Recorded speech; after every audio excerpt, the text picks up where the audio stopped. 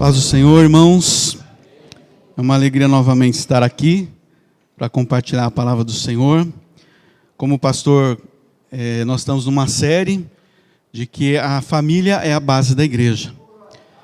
Nós vimos na semana passada que a estratégia do inimigo foi tentar destruir a família. E interessante que quando o diabo fez o seu plano contra a humanidade, ele não tinha em mente apenas que o homem perdesse a sua eternidade, porque esse foi, o primeiro resultado da queda do homem, que até então ele desfrutava de uma eternidade com Deus. Mas o objetivo do inimigo, além de fazer com que o homem perdesse a sua eternidade, ele queria que a humanidade vivesse sobre os grilhões da vergonha, do medo e da culpa. Lá em Gênesis 3:7, se você está acompanhando, talvez a gente já tenha lido na semana passada. Hoje eu quero ser mais sucinto, porque eu tinha muito conteúdo na semana passada, parecia uma máquina, aquelas ferrovias, E a minha esposa falou que eu tenho que tomar água de vez em quando. E eu, senão, já viu o que acontece em casa, Gênesis 3:7 diz assim: os olhos dos dois se abriram e perceberam que estavam nus. Então juntaram folhas de figueira para cobrir-se. A primeira consequência desse ataque do inimigo contra a família foi a vergonha. É só a gente pensar em nós. Quando você falha com Deus, não tem um sentimento de vergonha? Às vezes você se aproxima de Deus, pastor? Se ajoelha para orar, você pensa, que verme que eu sou. Miserável homem que sou. Nós carecemos tanto da graça, da misericórdia do Senhor. Às vezes a gente se ajoelha, não dá coragem nem de pedir. Tipo assim, aquela semana que a gente pisou na bola. Então vamos imaginar o sentimento que aplacou o coração de Adão. Ele ter falhado. Porque pecar é se desviar de um alvo. Deus estabeleceu um alvo para Adão e Eva, enquanto os primeiros da criação. E eles se desviaram desse alvo, por conta do pecado. E por causa disso, eles foram atormentados por um sentimento de vergonha. Diz que eles juntaram folhas da figueira para se cobrir. Porque naquele momento, eles se sentiram com vergonha. Vergonha é um sentimento resultante do ultraje, da desonra, da humilhação e do opróbrio. Naquele momento, a Bíblia diz lá em Romanos que todos pecaram e destituídos foram da glória de Deus. É como se a glória de Deus os vestisse lá no jardim do Éden, e por conta da queda, eles foram despidos dessa glória. Como se a glória de Deus se afastasse deles. Eles se sentiram nus, e por conta dessa nudez, é muito mais do que algo físico. É algo espiritual. E por conta dessa nudez, eles sentiram vergonha. Na sequência da desobediência, aparece um outro sentimento, que até então a humanidade desconhecia. Foi o sentimento do medo. Lá em Gênesis 3:10, diz assim Adão: ouvi teus passos no jardim, e fiquei com medo, porque estava nu, por isso me escondi. O medo é um estado, todo mundo sabe o que é medo aqui, Quem já teve medo? O medo é um estado emocional, está ligado às emoções. Deus, amado, não nos criou robôs. O plano de Deus nunca foi ter marionetes. Por isso que Deus nos dotou do livre-arbítrio. E nós vimos na semana passada que, enquanto a sagacidade da serpente enganava a Eva e trazia a queda sobre o homem e a mulher, Deus estava lá. Mas Ele precisava que o homem e a mulher fizessem a sua escolha. Lembra da árvore? Nós falamos, o homem podia escolher comer da árvore da vida. Mas ele escolheu comer da árvore do conhecimento do bem e do mal. Então esse estado emocional, conhecido como medo, surge em resposta à consciência perante uma situação de eventual perigo. Você está na Castelo a 100 por hora. Tem que respeitar o limite de velocidade. Né? Porque se bater acima do limite e morrer, vai para onde? Né? Desce. Verdade? De repente aparece, né, algo na sua frente, aquela sensação de medo. Porque a sua segurança, aquele estado de segurança, ele foi comprometido. Você foi exposto a um perigo. E foi isso exatamente que aconteceu.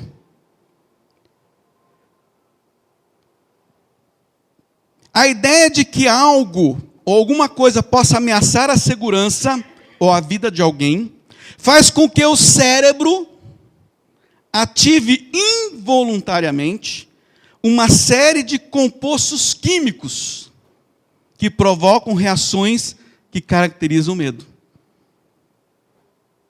Quando você sente medo, o coração acelera, o coração para, né? Eu não estou falando desses.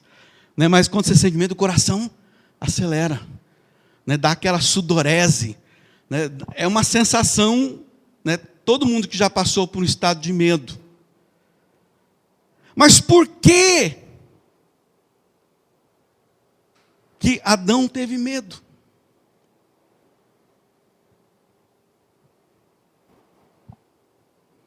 Porque à medida que nós nos afastamos de Deus, a Bíblia diz que o verdadeiro amor lança fora todo medo. Onde há amor de Deus, não há medo. Mas por conta do pecado, o homem se afastou de Deus. E à medida que a gente se afasta do Criador, nós vamos começando a ter uma percepção equivocada de que por algum motivo o amor de Deus possa acabar em relação a nós. Por isso nós sentimos medo de que quando nós pecamos, nós estamos debaixo de um iminente castigo. Não é verdade?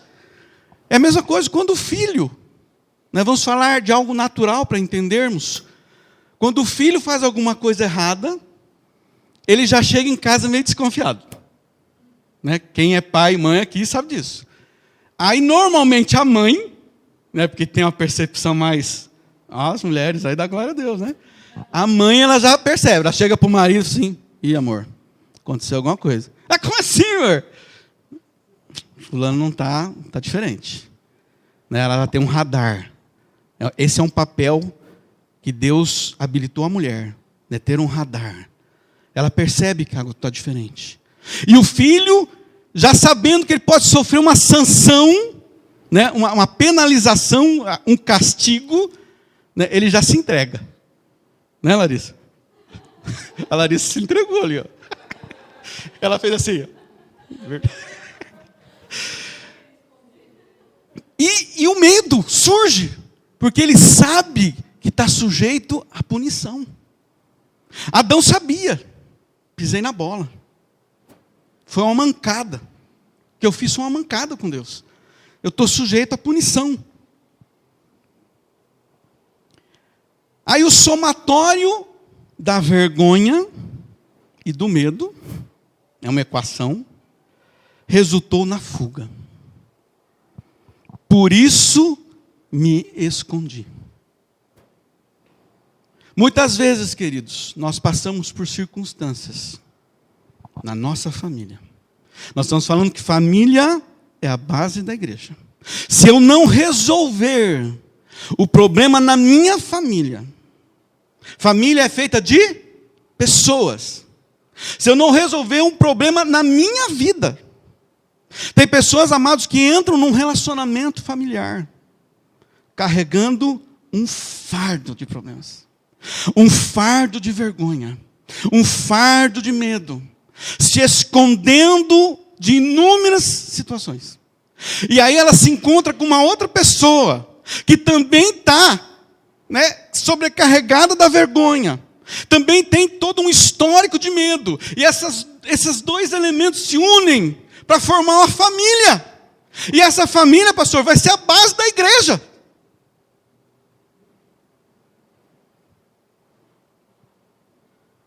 Eu aprendi a duras penas que muitos problemas do meu relacionamento não eram problemas nossos, eram problemas meus, que eu tinha que enfrentar e que eu tinha que resolver. Amados, se nós não formos resolvidos em Deus, nosso casamento terá problemas. E normalmente, quando nós não conseguimos nos resolver, a gente procura jogar a culpa para o outro. Lembra da história? Adão, quem foi que fez você ver que você estava nu, cidadão? Não, foi a mulher que o Senhor me deu. A mulher, não, foi a cobra. É que não tinha mais ninguém na cena. Senão a cobra ia dizer, não, foi o protozoário. A ameba. Acabou a culpa ali. O que Deus, amados, quer é que nós sejamos famílias saudáveis. Para que isso reflita aonde? Na igreja. E a igreja seja um lugar que as pessoas desejem entrar. Porque elas sabem que as suas enfermidades, seja qual ordem for, principalmente emocionais, encontrará um lugar de cura.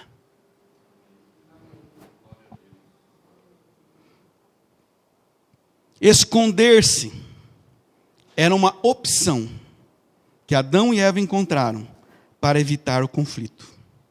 Na verdade, eles estavam procurando se proteger daquela exposição da dor, da perda.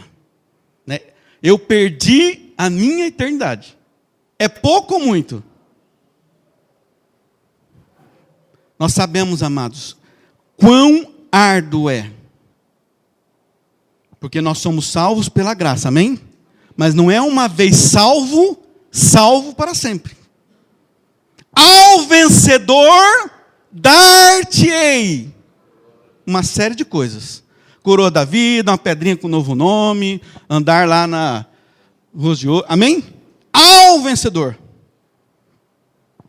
Paulo dizia, desenvolvei a vossa salvação. Eu tenho que desenvolver a salvação, todo dia. Eu preciso escolher qual da árvore? A árvore da vida.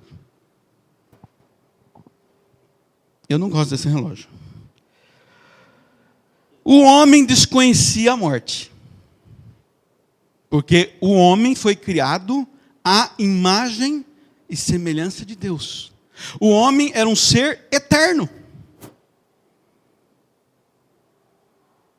Quando a gente desconhece uma coisa, a gente não fica meio apavorado? Normalmente quando faz exame, vai fazer um check-up, aparece lá. Eu lembro como se fosse hoje. Eu tinha 21 anos e eu sentia muita dor de estômago. E eu fui fazer endoscopia, eu estava com uma úlcera duodenal, com 21 anos.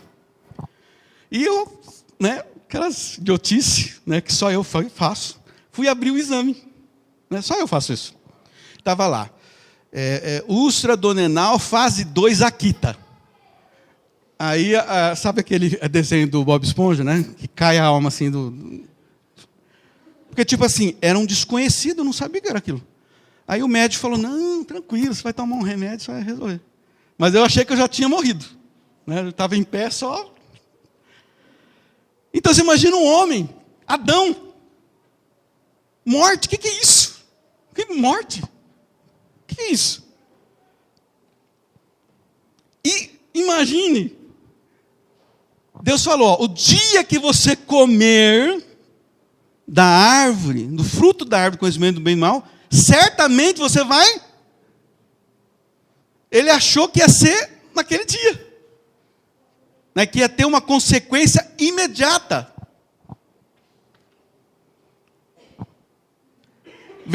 Gênesis 3:8 diz assim: naquele dia, fatídico dia, né, esse dia ninguém quer lembrar.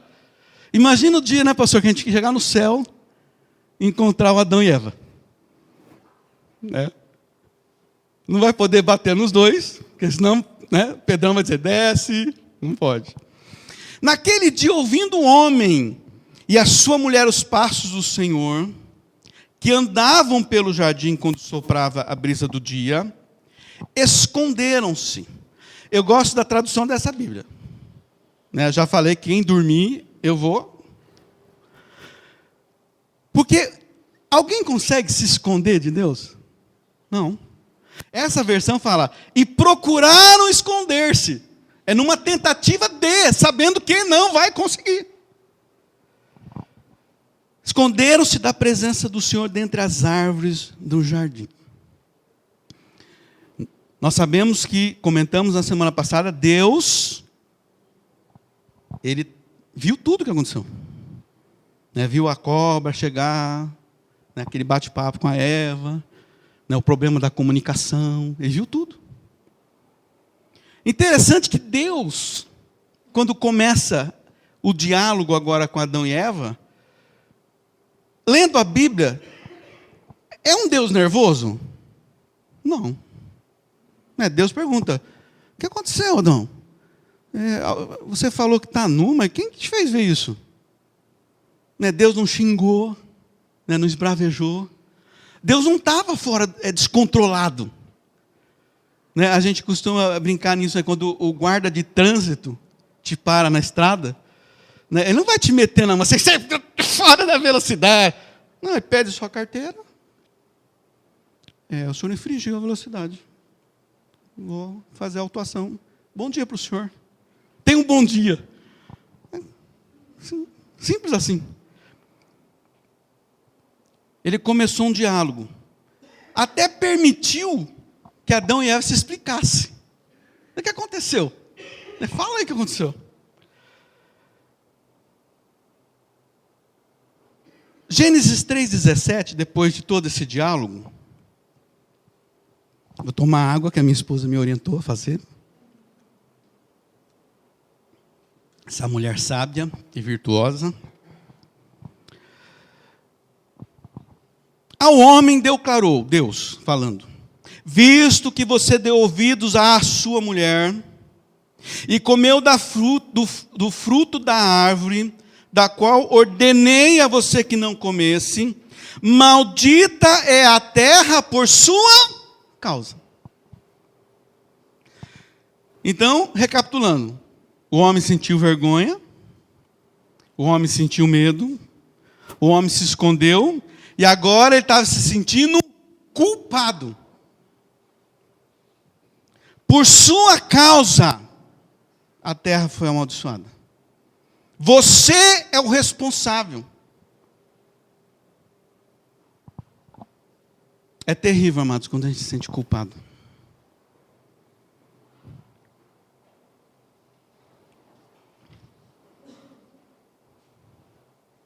É um peso que fica sobre os ombros. E enquanto a gente não se livra desse peso, a gente não consegue andar. A gente não consegue ser produtivo para Deus. Quantas pessoas, muitas vezes foram roubadas no seu ministério, porque carregam um peso de culpa. Às vezes até lançado, por uma autoridade eclesiástica, aquelas maldições, tem muito por aí, Nós estamos falando de Adão e Eva. Nós estamos falando do princípio, mas nós estamos falando de nós. Quando nós afastamos de Deus, do alvo que Ele tinha para nós. nós sentimos tudo isso. Medo, vergonha. E nos sentimos culpados. Embora Deus, como um justo juiz, tivesse que aplicar sanções previstas, a pena, se você comer do fruto da árvore do conhecimento do mal, você vai morrer. Era uma pena, a penalidade. Ele continuava amando incondicionalmente a sua criação. Imagine, irmãos. É inconcebível imaginar, né? Os sentimentos de Deus nesse momento. A sua palavra não volta atrás. Amém? Deus não é homem para mentir. Não é filho do homem para se enganar. Ele tinha que cumprir o que ele falou. Mas isto não tira do caráter de Deus, da sua essência, o amor incondicional que tem por nós. Quantas vezes, amados, nós temos sofrido danos, simplesmente por conta das nossas escolhas. Eu olho para trás na minha vida. Eu vou fazer em janeiro 30 anos de casado. Não parece, né, irmãos? Porque eu vivo no formal. Brincadeira. 30 anos de casado. Fiz muitas escolhas erradas.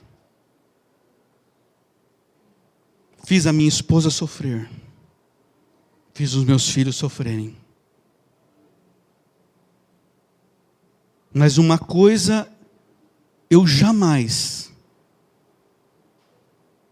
senti: a ausência do amor de Deus. Porque Deus não desiste de nós. Diz lá em Gênesis 3:21. O Senhor Deus fez roupas de pele e com elas vestiu Adão e a sua mulher. Ele tinha que aplicar o seu justo juízo. Nem por isso deixou de amá-los. Agora, para Deus fazer roupas de pele, Ele teve que matar um animal. Amém? Então nós vemos a primeira menção da Bíblia de um sacrifício, de um derramamento de sangue. Porque sem derramamento de sangue não há remissão de pecados. Deus queria cobrir a vergonha do homem. E por mais que o homem tivesse tentado, ao fazer aquela cinta das folhas da figueira, isso não era suficiente. Os atos de Adão e os nossos atos não nos justificam diante de Deus. É o próprio Deus que nos justifica, porque Ele nos ama.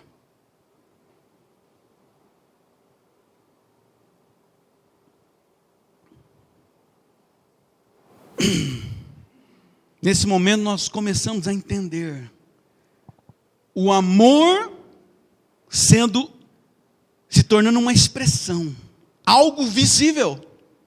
Amados, o amor na nossa família tem que ser algo visível. Não adianta eu simplesmente dizer que amo a minha família. As minhas atitudes precisam traduzir isso. Deus não falou simplesmente: ó, Adão, amo vocês, hein? Nos vemos no paraíso. Né? Parece até aquela musiquinha, né? Não! Eu amo vocês e eu vou ter uma atitude para mostrar isso.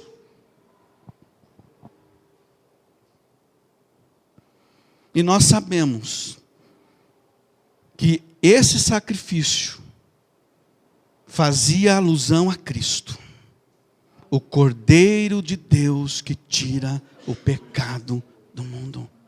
É o Cordeiro de Deus que tira o peso da culpa, do medo e da vergonha de sobre mim e sobre a minha família. Gênesis 3:22. Então disse o Senhor Deus: agora o homem se tornou como um de nós, conhecendo o bem e o mal. Não se deve, pois, permitir que ele tome também do fruto da árvore da vida e o coma e viva para sempre. Novamente o amor de Deus. Amor se traduz por cuidado.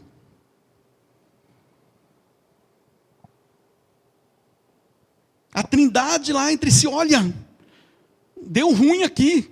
Se a gente deixar ele comer da árvore da vida, vai viver perdido eternamente.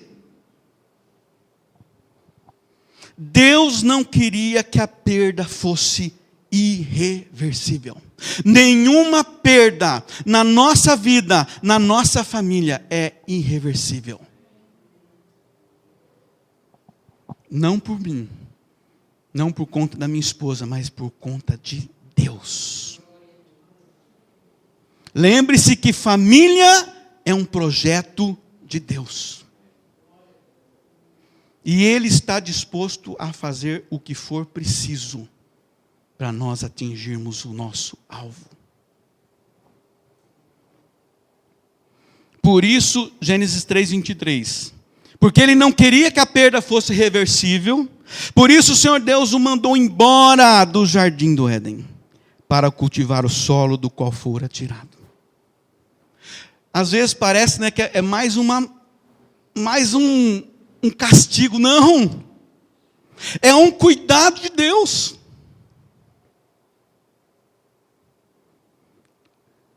Não sei se só eu, né? Mas às vezes você está numa situação que você acha que Deus está contra você. Né? Aquela porta que não abre, aquela situação que às vezes não se resolve. Às vezes é Deus cuidando. Porque se Ele tivesse deixado a porta do jardim do Éden aberta, a perda seria irreversível. Imagine como foi triste para Deus ter que expulsar o homem do jardim que Ele pessoalmente preparara, para ser o lugar onde a família desfrutava da sua presença diariamente, e Ele compartilhava os seus projetos. Imagina a cena. Eu gosto de imaginar a cena.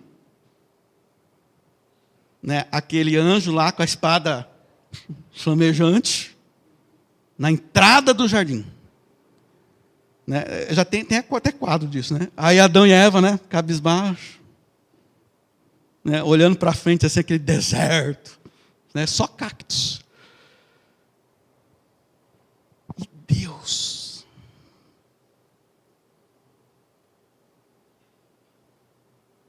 estava soltando um rojão. Ele estava reunião do conselho. Enquanto Adão e Eva partia para a terra seca, onde havia espinhos e abrolhos. Reunião do conselho, extraordinária. Você sabe que tem reunião ordinária, aquela comum. A reunião extraordinária, emergência, Trindade. Nós precisamos resolver o problema.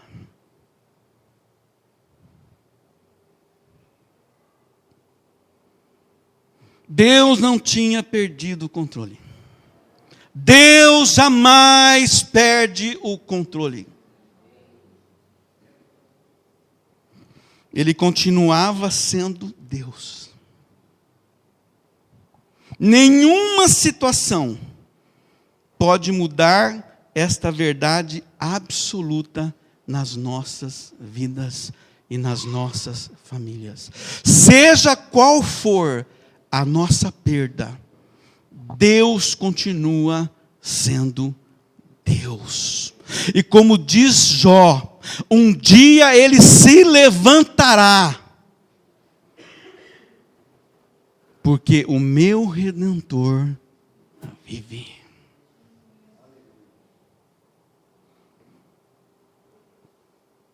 Beber a água que a minha esposa orientou.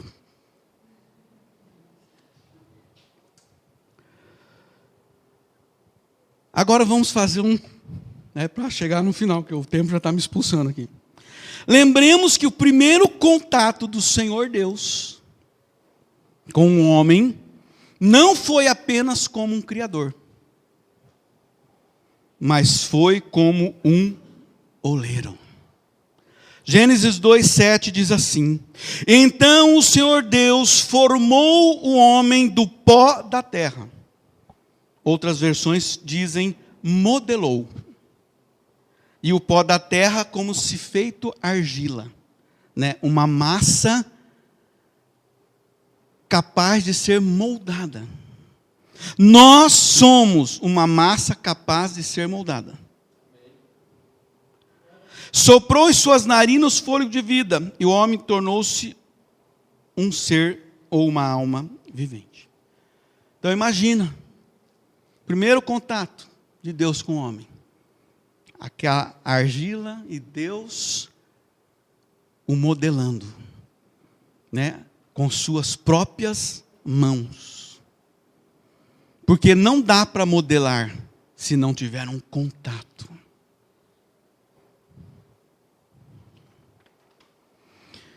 Hebreus 13:8 diz que Jesus é o mesmo ontem, hoje e o será até quando? Eternamente. Jesus não mudou. As mesmas capacidades, as mesmas habilidades que ele tinha para formar o homem, ele tem hoje para nos reconstruir. A única diferença é que no início ele manuseou o barro, o pó da terra, a argila. Agora não. Ele vai ter que primeiro juntar os cacos.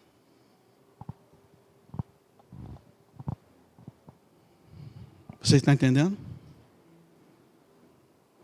Muitas vezes, a gente olha as circunstâncias nas nossas vidas, na nossa família, e são vasos quebrados. Só restou os cacos. Jesus está dizendo para nós que há esperança. Ele ainda tem a habilidade de reconstruir, mesmo que seja a partir dos cacos.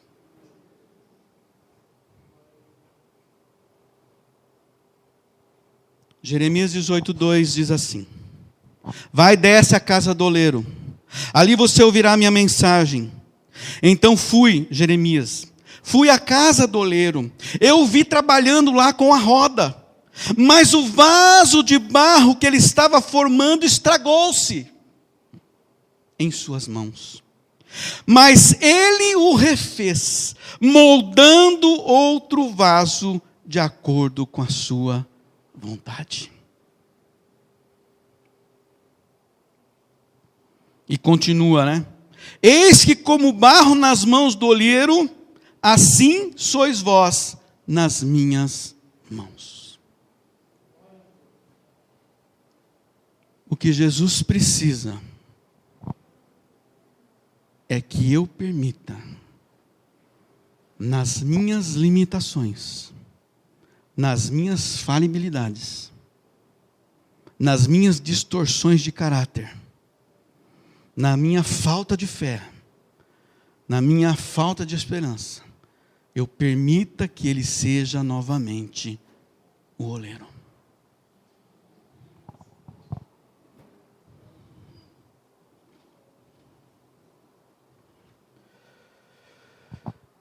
Colossenses 1:19. Pois foi do agrado de Deus que nele, em Jesus, habitasse toda a plenitude, e por meio dele, de Jesus, reconciliasse consigo todas as coisas, tanto as que estão na terra quanto as que estão nos céus, estabelecendo a paz pelo seu sangue derramado na cruz. Amados, o sacrifício de Jesus na cruz, ele foi para restabelecer o nosso acesso à eternidade. Amém? Mas foi também para nos livrar da vergonha, do medo e da culpa. de uma só vez, diz a palavra de Deus, Ele reconciliou consigo todas as coisas. É só isso que eu preciso entender. Que Ele tem o mesmo poder de transformar deficiências na minha família. Nós não somos perfeitos, queridos. Mas nós precisamos reconhecer que precisamos dEle. E precisamos permitir que Ele reescreva a nossa história. Certa vez uma pessoa falou assim, você sabe qual é o lugar mais rico do mundo? É o cemitério. Porque lá estão os sonhos, projetos, que não foram realizados. Mas para nós há esperança. Porque nós estamos vivos. E o nosso Deus é o Deus dos vivos. E Ele pode mudar a nossa história. Começando lá na nossa casa. A obra da cruz foi completa. Não somente para nos devolver a eternidade, como também para restituir a felicidade nesta terra. Da mesma forma que o diabo, além de tirar a eternidade, infernizou a vida de Adão e Eva e de toda a humanidade, trazendo a vergonha, o medo e a culpa. Jesus, Ele é capaz de nos restituir a felicidade. Amados, se nós formos um lar feliz, isso vai refletir na nossa igreja. O nosso lar pode ser um oásis de paz e alegria, em meio ao deserto e ao caos dos nossos dias. Isso é o que Deus quer fazer. Transformar a minha casa num lugar em que as pessoas enxerguem a presença de Deus, o amor de Deus. E isso vai refletir na nossa igreja. Quando as pessoas entrarem por aquela porta, elas vão ver aqui pessoas que tiveram problemas sim, que enfrentaram vergonha sim, que sentiram medo sim, que sentiram o peso da culpa sim, mas que foram novamente moldadas em vasos de honra na casa do Senhor. E elas vão enxergar que para elas também há esperança. Amém?